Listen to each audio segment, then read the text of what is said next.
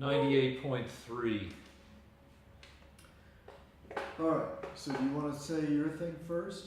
Well, I will say that I just, as I said, I Googled fentanyl percent border, and out of the first 6 sources that came up, I clicked on 3 of them, ignoring the 3 that seemed too liberal for you to, clicked on USA Today and a couple other things, BBC World News, and it contained people in positions of authority saying that 80 to 90% of the illicit drugs that come into the U.S. over the southern border come through ports of entry. And then you've been searching for 15 minutes and you've found a source which is, I don't know, that disagrees with that. Are you making, is that you? Hey, can you shut that down up there? Thank you. All right. So this is what I've got. You can Google this yourselves. This is U.S. Immigration and Customs Enforcement. Statement of A. Scott Brown, Special Agent in Charge, Homeland Security Investigations, Phoenix. Now, this is what I found out. The heroin is made in China, often here at the fentanyl. Yeah. And the fentanyl is very small. You can hide it very easily because it can be the size of a dime or smaller. And a lot of it comes through the post office. Yeah. They just mail it in. Yep. A lot of it comes through the ports of entries. And a lot of it comes over the border through the desert. So the reason that it took me so long to find this is that as soon as I Googled ports of entry or anything like that, I got a whole bunch of liberal sources that said, oh, you just have to worry about the ports of entry. What are your liberal sources? Well, I mean, Washington Post, New York Times, they all say the same thing. The Trump wall will not solve the heroin and fentanyl coming over the border because it's all the ports of entry. And I realized what was going on. That's why it took me so long to find things. The New York Times and the Washington Post don't want us to build a wall. So as soon as the issue of ports of entry came up, like when Trump said a few weeks ago that we needed to build a wall to keep heroin and fentanyl from coming through. Do USA Today and the BBC World Service not want us to build a wall? I believe so. All liberal, Now, USA Today is America's newspaper is liberal. It's globalist, yeah. They want total open borders. USA Today. Do I have to prove that now? Let me just finish. All right, go ahead. Okay. So my point is this. It's true that the busts, when they find, huge amounts of this stuff, they find them at the ports of entry. They also find them at the Postal Service, but the record producing things with the ports of entry. But they do try to bring it through the desert. And there are elaborate systems they have with scouts and people going at night and smuggling and little parties that have, elaborate plans. But the problem is that if you Google this, the first 30 articles are going to be from liberal news sources who are only focused on trying to keep us from building a wall. Now, the most reasonable thing we could say, supposing I went with those 30 sources, supposing I granted Rick, okay, let's say most of it comes through the ports of entry. Okay. Let's just say that. If I was to believe that, I still would want a wall. That's my problem with all this. Okay. Is that I don't want liberal news sources to convince people, oh, don't worry about the desert. You just have to worry about the ports of entry. We sure as heck don't need a wall. But that's not what I'm saying. Okay, but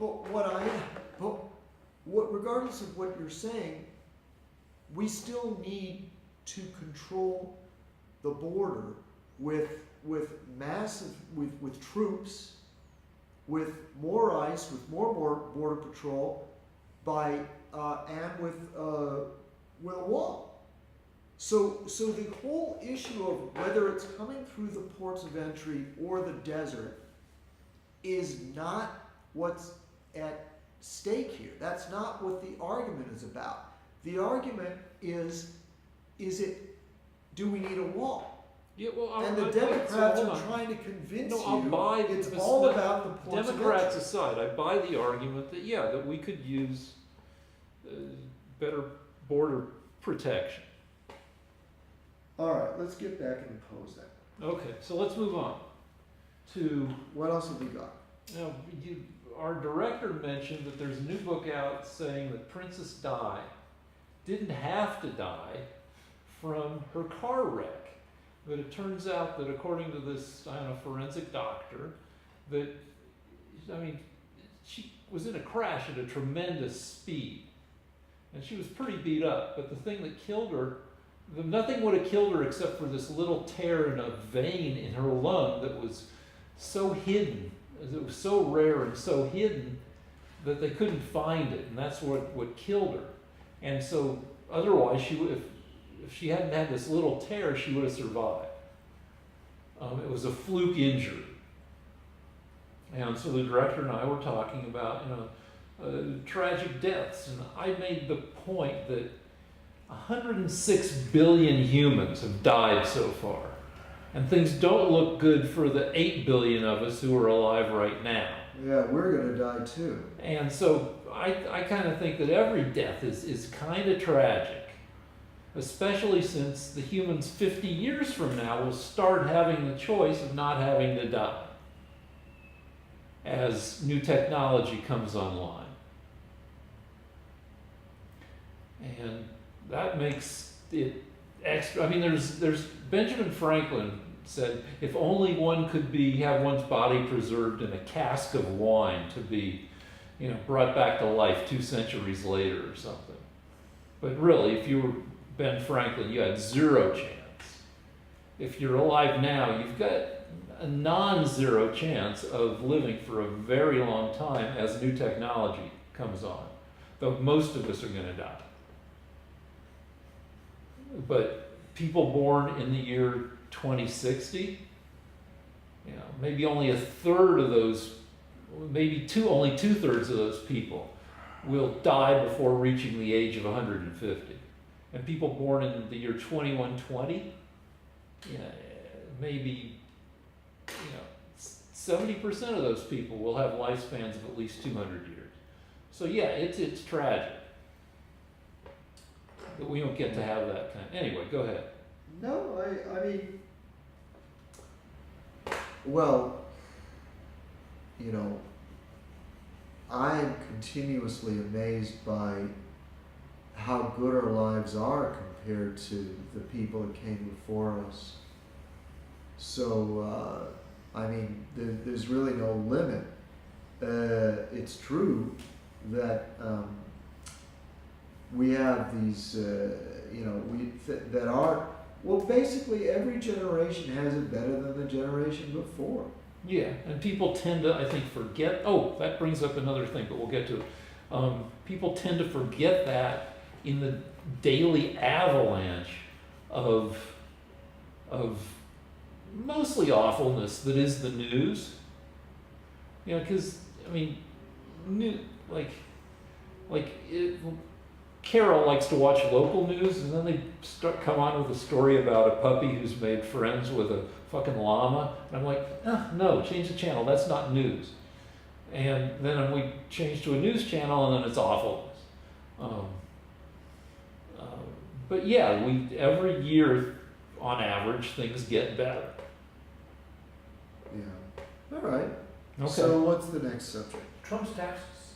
Oh, yeah, all right. So Democrats in Congress have subpoenaed Trump's income taxes. And things look pretty good for them prevailing in court at getting those taxes because of laws passed in 1924 when the very corrupt President Harding well, President Harding and his cabinet were caught being super duper corrupt. And then President Harding had the good manners to drop dead halfway through his administration. But Congress looked at the corruption that came to light and was like, all right, we got to pass laws that we can subpoena stuff like taxes to make sure we know what the potential financial entanglements are of our government officials. So anyway, that argument's going to go on for the next couple months as it works its way through the courts. And of course, as a Democrat, I want to see Trump's taxes. Well, okay. His argument, which I think makes sense, is that every year, because he's rich, he gets audited by the IRS. And I don't know why this is unsatisfactory to you.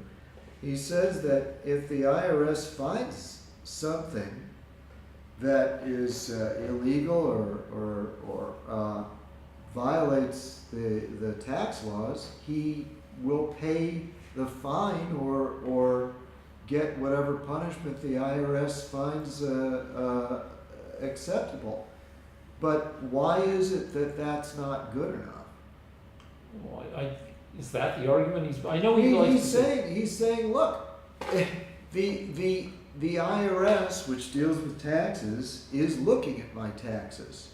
Why do my enemies in the Democrat Party need to pile on when the IRS is already doing the job that they're supposed to do? Well, because that's not public. Well, and because but- every president since Nixon, except for Trump, has disclosed their taxes. And why shouldn't a public official be shielded from making public their financial life? If there's a potential for understanding that they might have financial entanglements, that and Well, there might be stuff beyond what the IRS considers actionable in those taxes. right, but you see that's the problem, is that you want to live in a world where if the Democrats don't like somebody, they can just say, all right, we're going to put your taxes on the cover of the New York Times. They don't have to have any IRS violations. Well, I want everybody's taxes on the cover of the New York Times. Well, but that's not what the Democrats are calling for.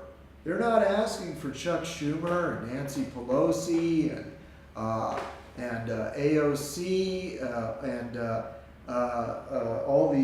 Obama. They're not asking for those people's taxes. Well, They just Obama want to see their disclosed his political taxes every year. Huh? Obama's taxes were disclosed. All right. Okay. Well, my point is this. And I'm okay with making everybody else holding national office disclose. Yeah, I actually don't think it's our business. I think if there is a violation, then the IRS is the people that are responsible and for finding it. If they don't find it, it's nobody's business. I mean, you're talking, they're politicians, but they're also American citizens. And just as they're not above the law, they're not beneath the law either.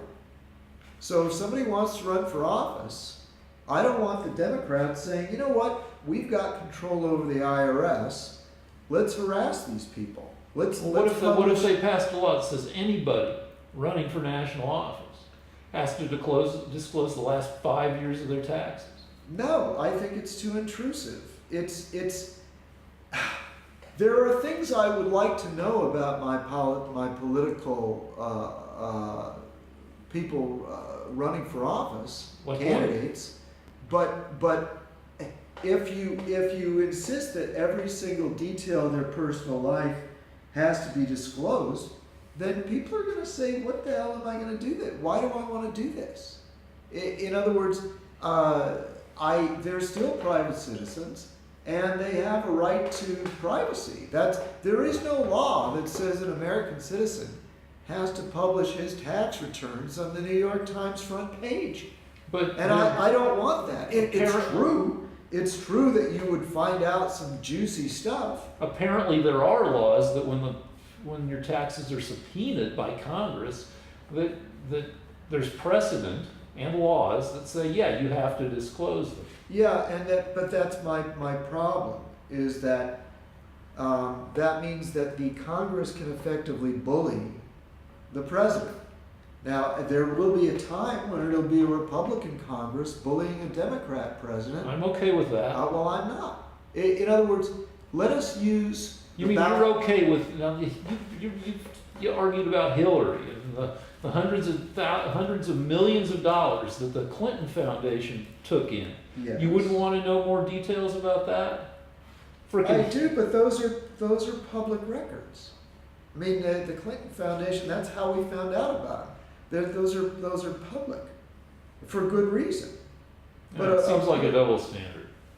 Well, no, if you're, Rick, if you've got a charitable organization that is getting contributions from the public, of course the records of what they do with the money is public. Well, Trump had a charitable foundation that got shut down for breaking the laws of charitable foundations. If that's the case, then that's the end of it. You're right. That's fine. In other words, if Trump breaks the law, if the IRS finds that he's hiding Well, it wasn't the millions of IRS, dollars, it was the district, the SDNY, the District of New York, that found that. okay, but that's fine. If you break the law, then you should have to suffer the consequences, but not if you just happen to be the opposing party. If just because he's a Republican does not mean that he should have to show his taxes to the Democrats. That seems to be an If unfair you look thing. at the coverage, the Democrats expect all the major Democratic candidates to disclose their taxes. Okay. Bernie said he would. I'm not a huge Bernie fan, but he said he would, and now he's balking. And it's like, all right, F you, Bernie, disclose your taxes. And anybody else who's running for president.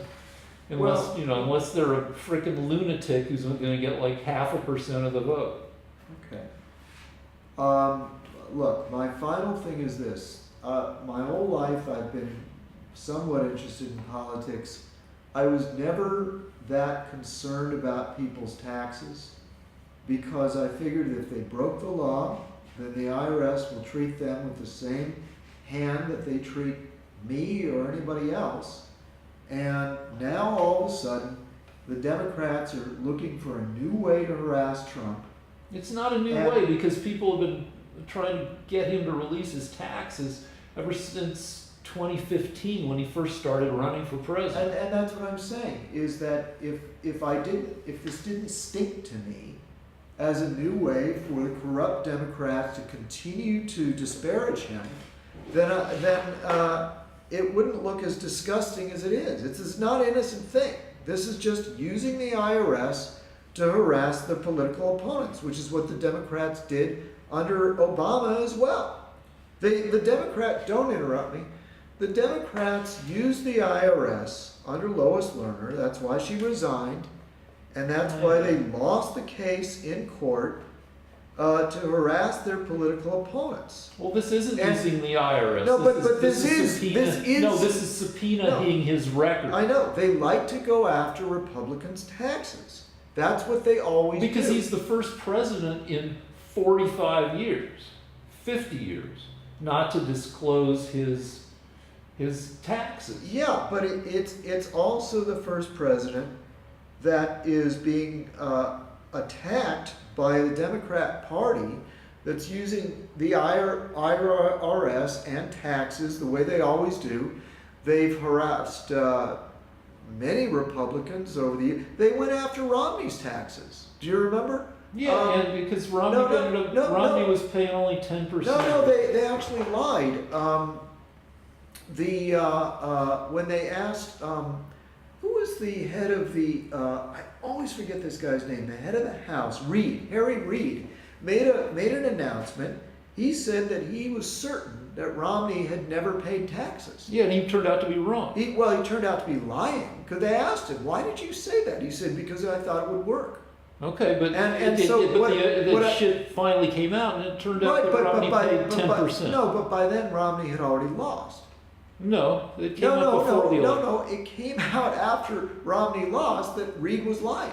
No, Anyway, we can look it up. Well, you want to look that up, Rick? Not particularly, it's a mind. Because I love looking things up in I our know show. you hate. All right, so let's move on to the next. No, but I'm trying to make a point. Instead of derailing me, let me make my point.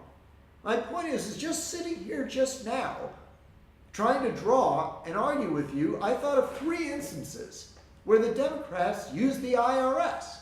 They used the IRS to shut down Republican organizations, Tea Party organizations in 2010, and they were beaten in court.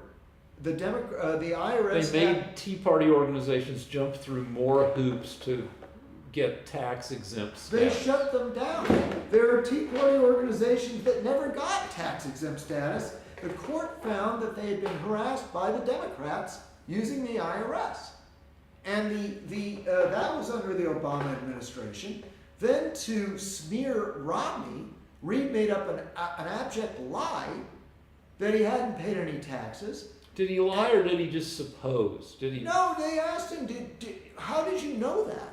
How did you know? How did Reid know whether Romney had paid his taxes or not? How would he know? He has no legal right to see Romney's records. And then the third thing is, now, you're not done yet. As a good Democrat, you want to use the tax issue again against my president. Yes. Yeah, I don't want Democrats to go after everybody's taxes. I don't want them to use the arm of taxes and the IRS to harass their political opponents. It's not harassment if you're. It's not harassment. What do you mean it's not harassment? If you're a legitimate person. Oh, so if you haven't broken the law, you've got nothing to be afraid of. Is that it, Rick? Yeah, that seems reasonable. Well, that's what all fascist countries say to their citizens. Running for higher office is you're not just being a citizen, you're being held to a higher standard. And it's a thing that we've been doing for... It's a thing that the Democrats... No, it's a thing that everybody running for president for the past 50 years, everybody's disclosed their taxes. But they don't have to. The Democrats use it to get Republicans. The Democrats can't win on the issues.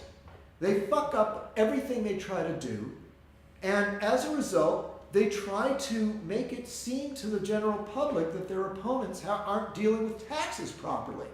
That's what they did to Romney. That's what they did to the Tea Party. That's what they're trying to do to Trump. I object to it. As an American, I don't want the Democrats to use the taxes every year for every single candidate that I want to vote for. Okay, all right, so let's move on from there. One quick comment from both of you in regards to that issue. When did this whole tax issue come up, Rick, you said? 2015? Trump said he would release his taxes when he was done being audited. So this was before And this started in 2015. It's 2019 now, so it's... What do you think of, and this is coming from both of y'all, what do you think that if this was a case, the case has been settled because the people have spoken. There was an election that was held, and people overwhelmingly made him president, knowing that his taxes had not been disclosed yet. Is it possible to say that if in fact What you're saying is because he won the election that he shouldn't have to show his taxes? Well, the people have spoken. Is that safe to say? No, in terms of because you're saying that was an issue before the election. So if that was an issue, so the people then, just by the mere voting him in office, look at all the stuff that's happened. Just by mirroring him. Look at all the stuff. Hold on. All right. Now you've asked the question, so let me answer the fucking. Look at all the stuff that's happened in the past nearly 4 years. All this, the Mueller report. We're just talking about the taxes issue. All right, but the taxes. This case, it's been settled, hasn't it? Look, the taxes seem to be an issue because they may throw more light on his other potential entanglement. But it's already been settled because he's been elected president. People Yeah, already no, decided they wanted him. I don't buy that argument. Lance, you freaking- wanna comment? No, Like, you- after Harding in 1924 was shown to have a corrupt cabinet, they didn't know before he became president that there was going to be so much corruption. It was only after he was president for 2.5 years and then died that they said, well, no, we need to be able to see this stuff to see what's going on. And I would say that a bunch of stuff has happened between when it first came up and when he got elected and now. And those taxes can throw light on that stuff. So it's not to weaponize they're not using it to weaponize this. It's not a weapon that Congress is using. Then it's, Well, we haven't even seen a complete sentence from the Mueller report yet. And there are 17 or 18 or 19 other investigations going on. so you don't believe the Attorney General in terms of no collusion? More people believe in collusion now than before the Mueller report was issued. And yeah, that indicates that a lot of people suspect that Barr spun the report. And the Mueller people have spoken out twice in the past 2 years. Once was to shoot down the idea that, what was the deal? That Trump had ordered Cohen to lie. Okay, about collusion or something. And they said, no, that's not the case. BuzzFeed came out with an article. They said, nope. And the second time they've leaked, which was last week, was to say that they're disappointed in Barr's summary, that they provided their own summary, and it's implied that it was somewhat at odds with Barr's summary. So yeah, we're still waiting to see more information. Okay, well, look, we went over this 3 times now. Yeah. And my argument is this, among other things, if Trump did anything wrong, they should have indicted him, and they didn't. So they indicted Roger Stone, Manafort, Well, General the Flynn. Department of Justice they- says that a sitting president can't be indicted. No.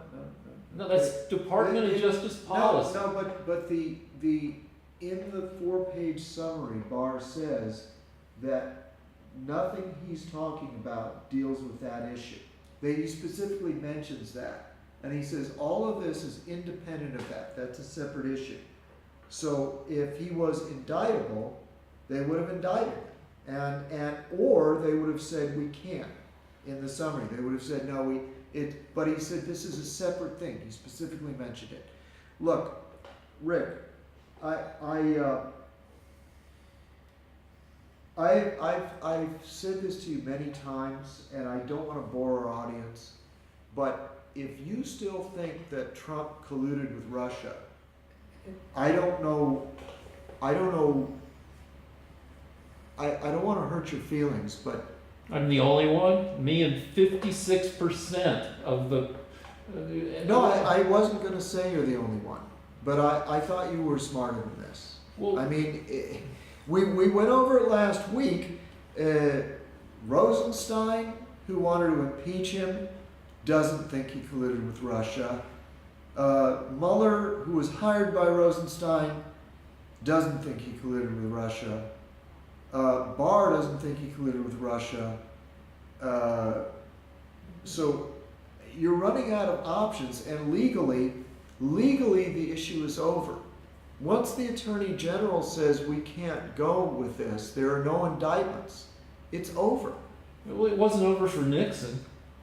Well, you could still impeach him if you can get the votes in All right, Congress. so the Wall Street Journal, whose surveys tend to be more conservative, because the Wall Street Journal tends to be conservative,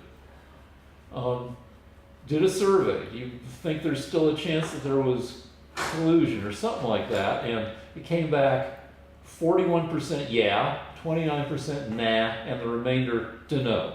And then CNN, I know, which is too liberal, did a survey that came out 56, yeah, there's a possibility still, and 43, nah, no possibility. So, I mean, it's not like I'm alone in thinking that I love to say wait and see, but we still need to wait and see till more of that nobody even knows the exact number of pages. The current best guess as to the number of pages in the Mueller report is 380, I think. So we're going to see parts of it or most of it, or I don't know. Anyway. By the way, it turns out that the issue of whether Trump colluded with Russia, that the Mueller report exonerated him on, they knew everything they ever were going to know a year ago. That nothing new came of that, and now what they're thinking is that what Mueller wanted to do was to simply keep the issue alive until after the 2018 election. So in other words, he could have exonerated him a year ago from that. So my point is that this whole thing is being drummed up so that you guys can have an issue to attack Trump on for 2020. Otherwise, that's why it's not going away, Rick. Because you can't argue the issues. Your side lost the Iraq war, is for abortion in the third trimester. No, I mean, all that's like crazy your spin. side, yeah, but no, it's not spin.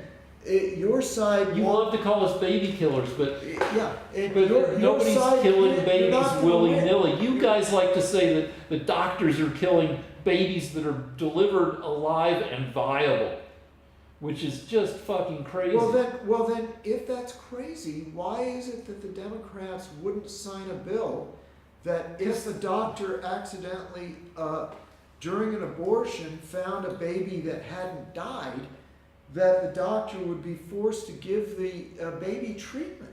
Why didn't the Democrats say, okay, that seems fair, let's just, let's I say don't know that, the particulars of it. no, but I do doctors- know the particulars. Do we need to look it up? No, let's move on from that shit. No, but my point is, you have no issues simply dividing people by race, gender, and whether or not they're transgender, and then losing the Iraq war, and then causing hatred between blacks and whites, and making weird deals where you send hundreds of millions of dollars to the Iranians. None of these things looked good to the American people. That's why you These are lost mostly- before, and you're this going is to lose mostly, again. you talked about The only drugged up. the only thing you can do is try to make Trump look bad.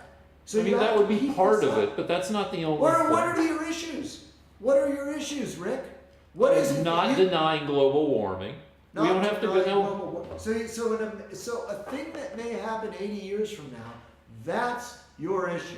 Well, I'm really going to vote for you because you think you know what the weather's going to be like in 80 years.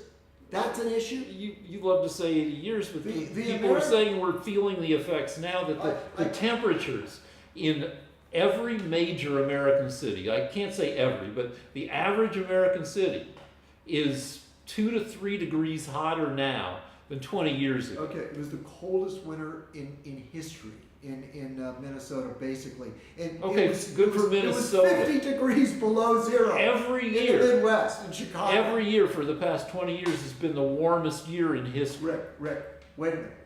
I'll end this right now. They've done. You're no authority on fucking global warming. No, I am an authority on one thing. They did a poll. Okay. Mm-hmm.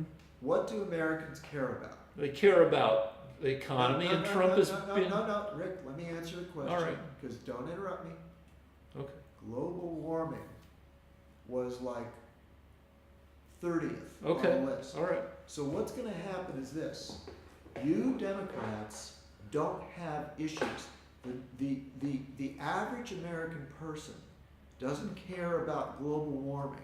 They don't care about the need to abort third trimester babies. They weren't real happy about the way Obama handled the Middle East. You know, And furthermore, I'm going to make one more point. The average American is, by every poll, more satisfied with the economy than they were 5 years ago. the economy is So true. my Yeah. point is, you don't have anything you can do except smear Trump and keep trying to convince the other zombies that he colluded with Russia, despite there being no evidence whatsoever. All right, so I want And to. by the way, look it up and prove to me that Trump colluded with Russia. I can't do that.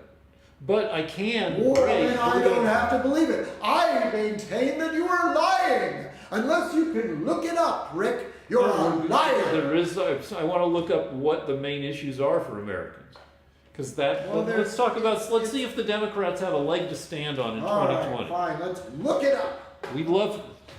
Maybe we'll change the show to look it up. The name of it, or Lance versus Look It Up. What? What is it?